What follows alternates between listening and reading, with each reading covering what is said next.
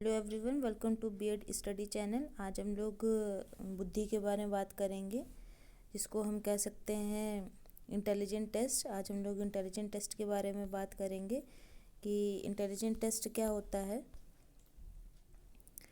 इसको पहले standard ravens progressive matrices परीक्षण या टेस्ट कहते हैं।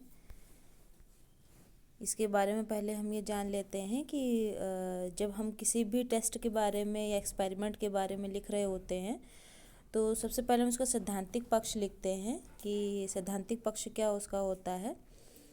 जैसे कि आप यहाँ पे देख रहे हैं कि बुद्धि क्या होती है। आपको यहाँ पर ये लिखना है कि बुद्धि किसको कहते हैं, कि मेंटल एबिलिटी जो हमारी होती है उसको हम कैसे सीखते हैं, कैसे समझते हैं, कैसे जान सकते हैं, हम कैसे उसका डेवलपमेंट करते हैं।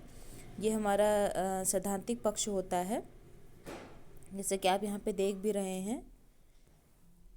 फिर यहाँ पर बुद्धि का अर्थ आप लिखेंगे। बुद्धि का अर्थ क्या होता है, बुद्धि की मीनिंग क्या होती है, तो ये आप लिखेंगे। जैसे कि आप यहाँ पे देख रहे हैं कि हर्बर्ट स्पेंसर ने बुद्धि शब्द का प्रयोग किया था।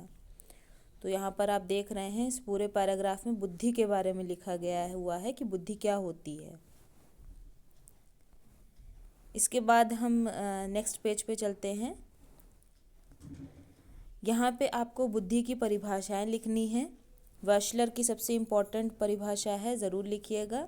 अगर एग्जामिनर आपसे पूछता भी है कि बुद्धि क्या होती है या इंटेलिजेंस क्या है, आप वेशलर की ही डेफिनेशन बताइएगा। ये पूरा सार है बुद्धि का वेशलर की डेफिनेशन में। बाकी लोगों की भी आप डेफिनेशन लिखिएगा, बाकी जो हमारे साइकोलॉजिस्ट हैं उनकी भी डेफिनेशन लिखिएगा, लेकिन वेशलर की डेफिनेशन इम्पॉर्टेंट कही जाती है इंटेलिजेंट टेस्ट में। नेक्स्ट पेज पे हम चलते हैं। फिर यहाँ पे आपको बुद्धि के प्रकार लिखने हैं। बुद्धि के कितने प्रकार होते हैं, यहाँ पे आपको बुद्धि के प्रकार लिखने हैं। जैसे कि आप पेज में भी देख रहे हैं, बुद्धि के प्रकार आपको यहाँ पे लिखने हैं।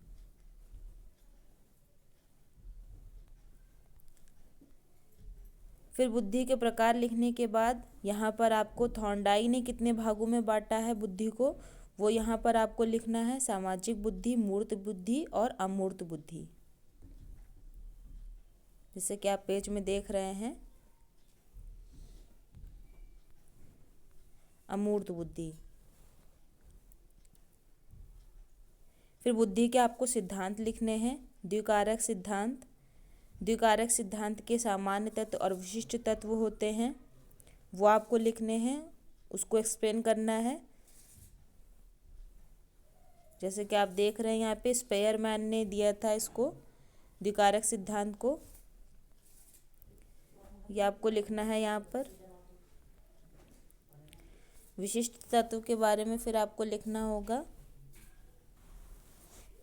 जैसे कि आप पेज में देख रहे हैं, विशिष्ट तत्व के बारे में आपको लिखना होगा।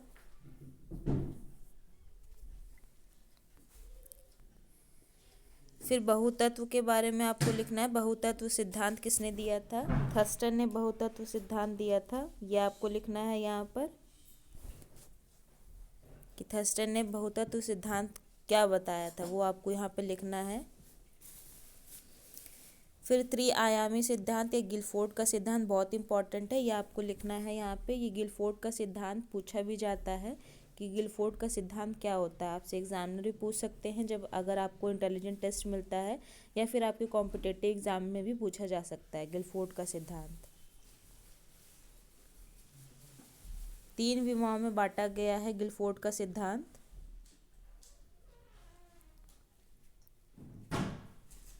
फर्स्ट है संक्रिया, सेकंड है विषय वस्तु, थर्ड है उत्पादन। फिर आपको इन तीनों का ही डिस्क्रिप्शन लिखना है, संक्रिया, विषय वस्तु, उत्पादन का। इन तीनों का ही आपको डिस्क्रिप्शन लिखना है। जैसे कि आप देख रहे हैं यहाँ पे, आपको डिस्क्रिप्शन लिखना है इन तीनों का।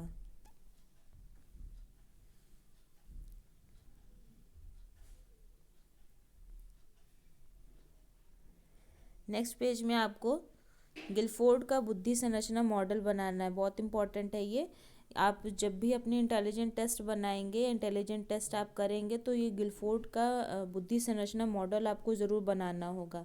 इसमें यहाँ पे ये बताया जाता है कि संक्रिया कहाँ हमारी होती है, ऑपरेशन कहाँ होता है, विषय वस्तु कहाँ होती है, कंटेंट कहाँ होता है, और उत्पादन प्रोडक्शन कहाँ होता है। और इसके जो डिवीज़न, इसको डिवाइड किया गया है, इसके जो अलग अलग पार्ट्स होते हैं उनको भी आपको यहाँ पर दिखाना होगा। ये बॉक्स एक होता है, उसी उसी बॉक्स में आपको ये चित्रित करना होता है, ये डिनोट करना होता है।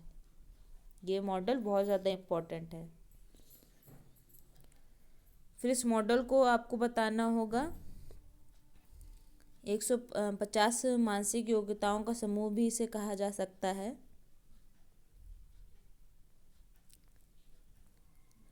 फिर जैसे कि मैंने बताया कि विषय वस्तु हुआ आपका संक्रिया हुआ, इन सब के जो डिवीज़न होंगे, इन सब के जो पार्ट्स होंगे उसको भी आपको डिस्क्राइब करना होगा, उन सभी पार्ट्स को भी आपको डिस्क्राइब करना होगा, क्योंकि आप यहाँ पे सैद्धांतिक पक्ष लिख रहे हैं।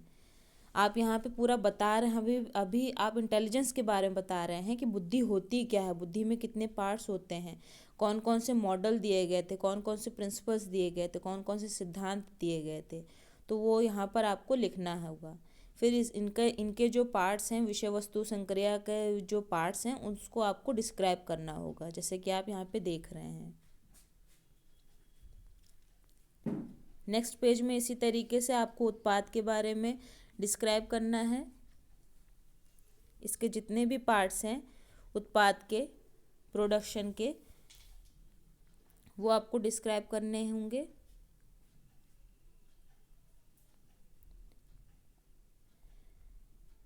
फिर गार्डनर का बहुबुद्धि सिद्धांत आपको बताना होगा कि जितने भी यहाँ पे सिद्धांत दिए गए हुए हैं बुद्धि के बारे में, वो आपको यहाँ पे बताने होंगे। जैसे कि गिलफोर्ड ने दिया, स्पीयरमैन ने दिया, थर्स्टन ने दिया, वैसे ही गार्डनर ने भी बुद्धि का सिद्धांत दिया था, वो आपको यहाँ पे बताना होगा कि क्या गार्डनर का सिद्धांत था, वो आपको लिखना होगा।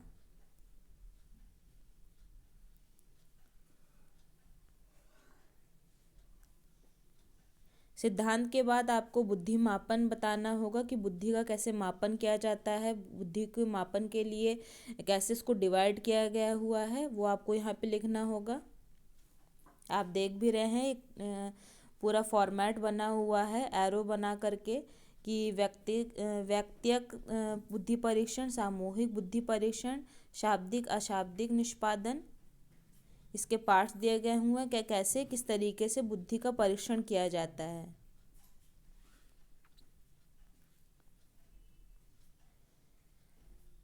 फिर इनके जो हमारा मेन था सामूहिक व्यक्तिक बुद्धि परीक्षण, इसको आपको डिस्क्राइब करना होगा कि एक व्यक्ति पर ही प्रशासित किया जाता है, नाम से क्लियर हो रहा है। व्यक्तिक, सामूहिक मतलब समूहों पर किया जाता है ये पूरा परीक्षण, बुद्धि परीक्षण।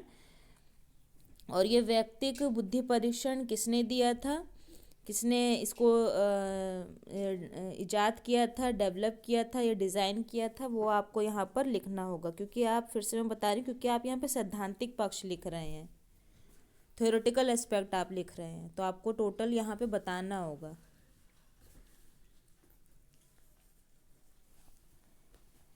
फिर ये बिने साइमन स्केल जो आपकी व्यक्तिक बुद्धि परीक्षण में थी, उसको आपको डिस्क्राइब करना होगा। फिर संशोधित स्केल आई थी इनकी, साइमन स्केल आई थी, उसके बारे में बताना होगा।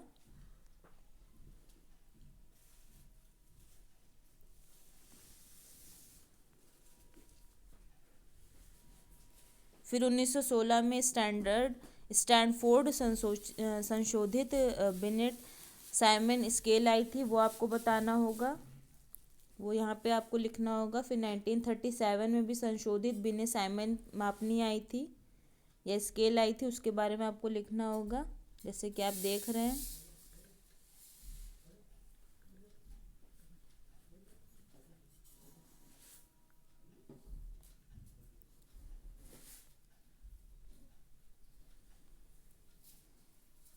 फिर यहाँ पे आपको डिस्क्राइब करना होगा जो आपने व्यक्तिक अशाब्दिक बुद्धि परीक्षण कैसे किया जाता है, कैसे होता है अशाब्दिक बुद्धि परीक्षण, वो आपको यहाँ पर लिखना होगा।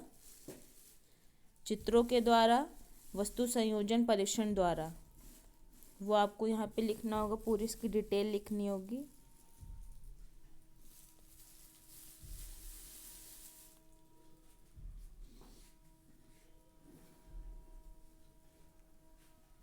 उसी को ही कंटिन्यू किया गया हुआ है कि अशाब्दिक बुद्धि परीक्षण कैसे किया जाता है, किन किन तरीक़ों से किया जाएगा, कौन कौन से परीक्षण इसमें और इंक्लूड किए जाएंगे कि ये हमारा अशाब्दिक बुद्धि परीक्षण ईजिली हो सके।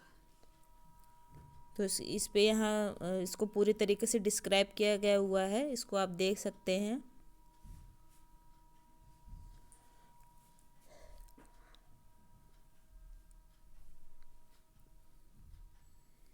फिर भाटिया निष्पादन बुद्धि परीक्षण माला, ये आपको यहाँ पे लिखना होगा।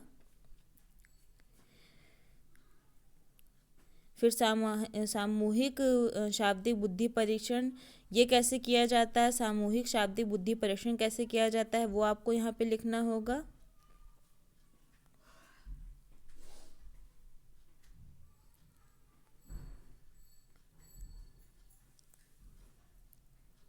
इसी को ही आगे कंटिन्यू किया गया हुआ है। सामूहिक बुद्धि परीक्षण अशाब्दिक बुद्धि परीक्षण को डिस्क्राइब किया गया हुआ है। सामूहिक शाब्दिक बुद्धि परीक्षण को आगे डिस्क्राइब किया गया हुआ है कि किस तरीके से आप यहाँ पे बताएंगे।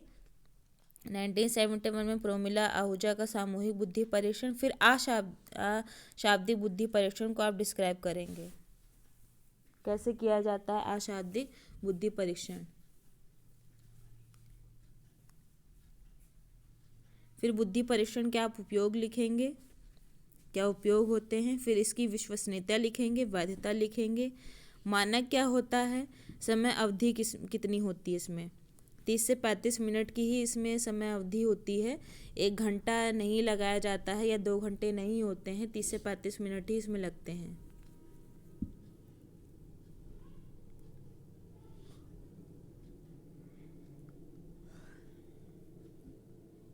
ये सैद्धांतिक पक्ष हमारा हो गया। अब हम क्रियात्मक पक्ष पे आते हैं, अब हम प्रैक्टिकल एस्पेक्ट पे आते हैं। यहाँ पे आपको क्या लिखना होगा कि परीक्षण का नाम लिखना होगा स्टैंडर्ड रेवेंस प्रोग्रेसिव मैट्रिक्स परीक्षण या टेस्ट, ये ज़रूर याद रखिएगा। फिर परीक्षण का उद्देश्य लिखना होगा कि परीक्षण का उद्देश्य क्या होता है। मानसिक योग्यताओं का मापन करने के लिए किया जाता है, मेंटल एबिलिटी को जज करने के लिए, या फिर कितनी मेंटल एबिलिटी है किसी भी पर्सन की, वो देखने के लिए ये टेस्ट किया जाता है। यहाँ पे आपको विषय का विवरण लिखना होगा, पूरी डिटेल लिखनी होगी कि उसका नाम क्या है, उम्र क्या है, जेंडर क्या है, शारीरिक व मानसिक स्वास्थ्य कैसा है। फिर परीक्षणकर्ता का नाम लिखना होगा। आप जिस पे भी टेस्ट कर रहे होंगे आपका नाम यहाँ पर आएगा, आप अपना नाम लिखेंगे, अपनी पूरी डिटेल यहाँ पर लिखेंगे। फिर परीक्षण की तिथि आप लिखेंगे, दिनांक लिखेंगे, समय लिखेंगे। समय जैसे मैंने बताया 30 से 35 मिनट का ही समय आप लेकर के लिखेंगे, इसमें 1 या 2 घंटे नहीं लिखेंगे। स्थान मनोवैज्ञानिक प्रयोगशाला लिखेंगे, अपने स्कूल कॉलेज का नाम नहीं लिखेंगे। फिर प्रयुक्त सामग्री जो भी आपको यहाँ पे मिलती है, परीक्षण पुस्तिका मिलेगी, उत्तर प्रपत्र मिलेगा, परीक्षण नियमावली मिलेगी, गणना के लिए गणना कुंजी मिलेगी, पेपर पेन पेंसिल आपके पास होने चाहिए।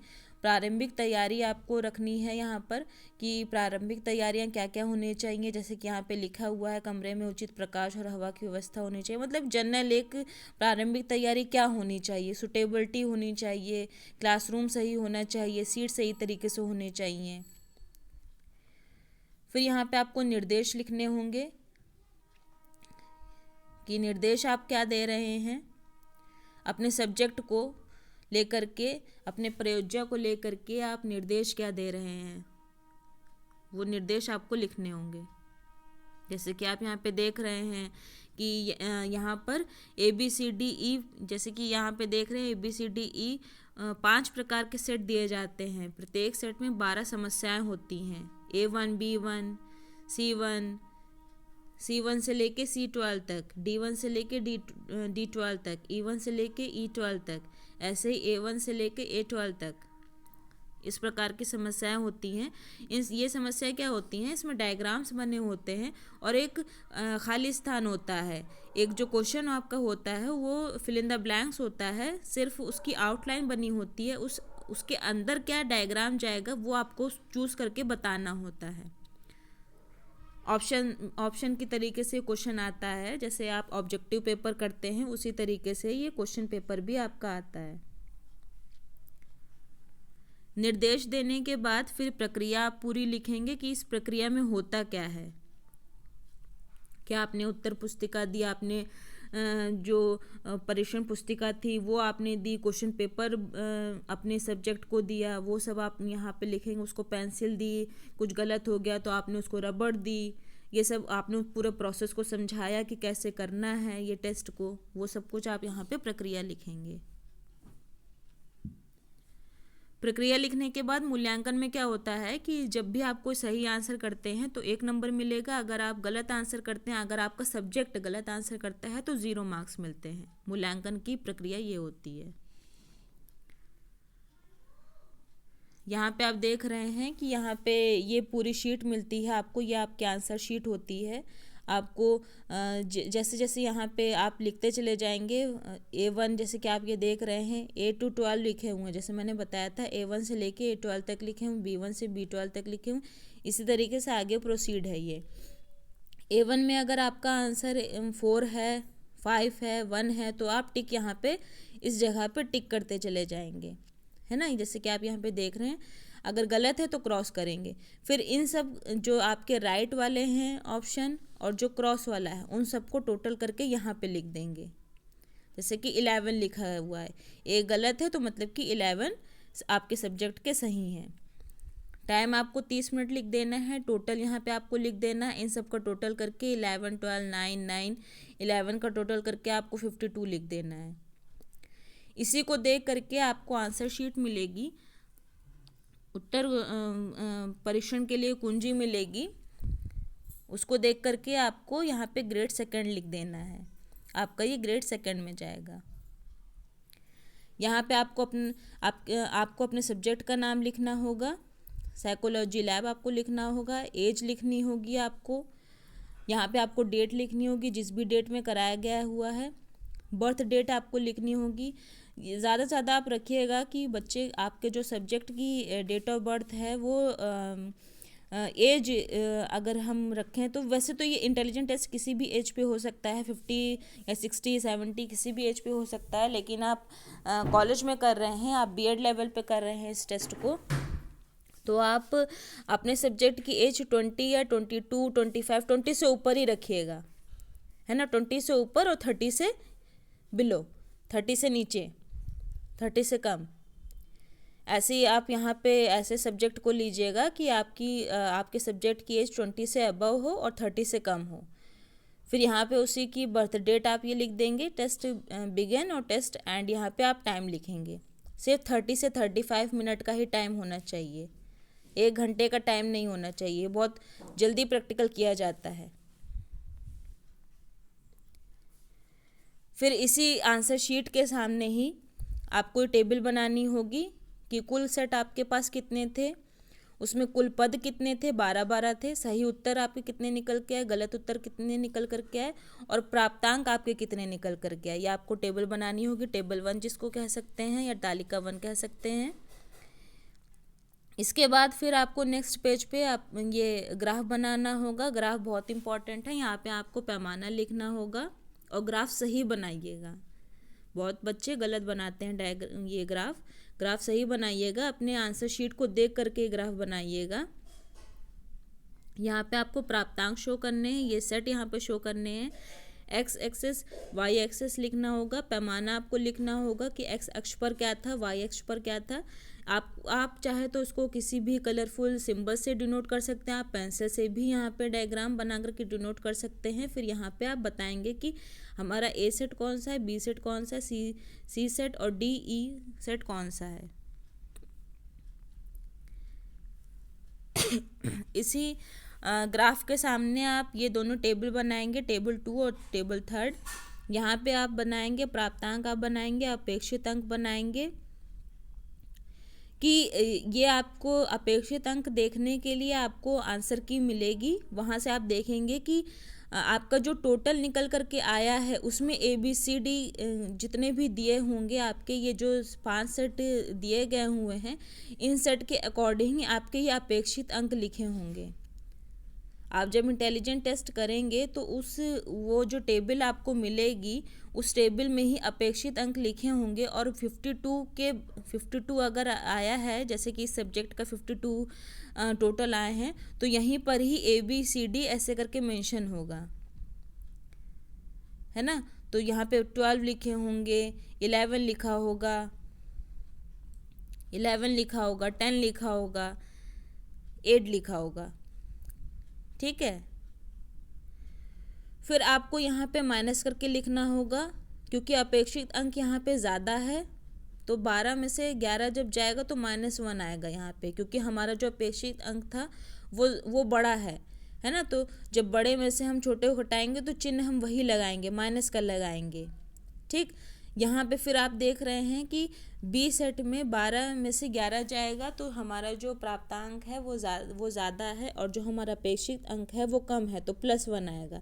इसी तरीके से आप यहाँ पे विसंगति या फिर डिफरेंस निकाल लेंगे। फिर आपको तालिका थर्ड बनानी होगी, या ये भी आपको आंसर की मिलेगी। इसको देखने के लिए आपको 52 यहाँ पे कुल योग आपको लिखना होगा जो आपने टोटल निकाला था, जोड़ करके इन सभी सेट को जोड़ करके जो आपने 52 निकाला है प्रतिशत, यहाँ पे आपको यहाँ पे लिखना होगा, अपने परसेंटाइल लिखना होगा कि कितना परसेंटाइल है आपका। 90 परसेंटाइल है आपका, 90% है ये। इसके लिए भी आपको आंसर की मिलेगी। श्रेणियाँ आपकी सेकंड होगी।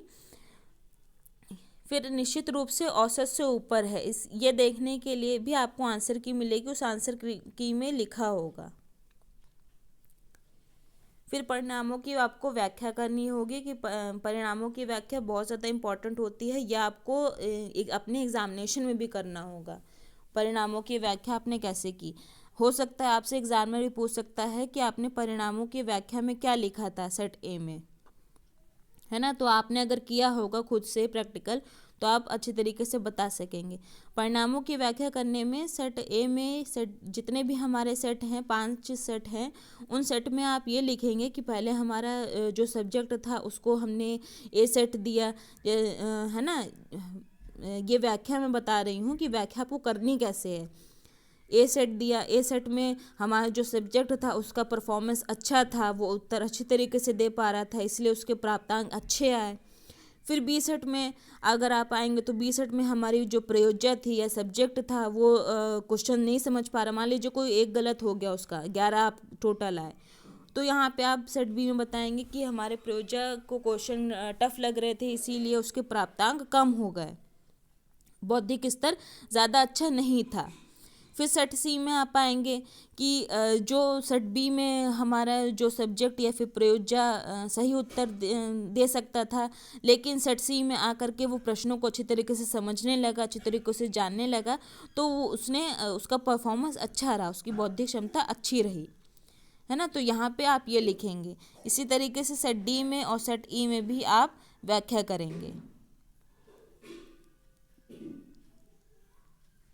फिर यहाँ पे निष्कर्ष लिखेंगे। निष्कर्ष में आपको 3 चीज़ें लिखनी होंगी। 3 चीज़ें क्या लिखनी होंगी कि टोटल कितना निकल करके आया, ग्रेड क्या है और परसेंटाइल कितना है ना, वो आपको लिखना होगा, ठीक। ये चीज़ें आपको लिखनी होंगी यहाँ पर निष्कर्ष में। फिर एजुकेशन इम्प्लीकेशन आपको लिखना होगा कि जो आपने शैक्षिक निहितार्थ है, जो आपने बुद्धि परीक्षण किया, इसका शैक्षिक निहितार्थ क्या है, इसको हम एजुकेशन में कैसे इम्प्लीमेंट कर सकते हैं, वो आपको लिखना होगा। फिर आप या तो 4 लिख सकते हैं, 5 भी लिख सकते हैं शैक्षिक निहितार्थ। फिर आपको सुझाव लिखने होंगे। सुझाव आपको शिक्षक के लिए लिखना होगा, जैसे कि आप यहाँ पे देख भी रहे हैं कि अगर आपने किसी भी बच्चे पे किया हुआ है, मान लीजिए उसका जो बौद्धिक स्तर है वो अच्छा नहीं निकला, तो आप क्या सुझाव देना चाहेंगे, क्या एजुकेशन इम्प्लीमेंट उसके लिए देना चाहेंगे, उसके टीचर के लिए क्या सुझाव देना चाहेंगे, या बहुत अच्छा निकला है तो आप क्या सुझाव देना चाहेंगे, तो वो आपको लिखना है यहाँ पर। फिर अभिभावकों के लिए लिखना है, और छात्र खुद छात्र के लिए लिखना है, जिस सब्जेक्ट के लिए आपने निकाला है उस सब्जेक्ट के लिए आपको खुद को लिखना होगा।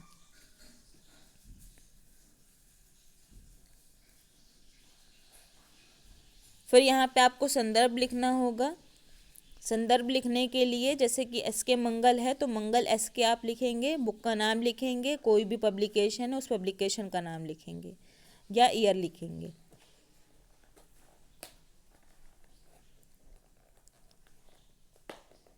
ये पूरा इंटेलिजेंट टेस्ट था। ये वीडियो हम यहीं पे फिनिश करते हैं। ये इंटेलिजेंट टेस्ट आपका बहुत ही इम्पॉर्टेंट है, इसको अच्छी तरीके से समझ करके बहुत अच्छी तरीके से करिएगा। बहुत इजी भी है और बहुत पूछा भी जाता है। तो वैशलर की डेफिनेशन और गिलफोर्ड का मॉडल क्या है, स्पेयरमैन ने क्या सिद्धांत दिया था, तो ये सब अच्छी तरीके से पढ़ लीजिएगा। बुद्धि क्या होती है, बुद्धि के लिए आप वैशलर की डेफिनेशन याद कर लीजिएगा, वही आपके लिए सफिशिएंट होगी। तो हम वीडियो को यहीं फिनिश करते हैं। प्लीज़ वीडियो को लाइक करिए और सब्सक्राइब करिए। Thank you.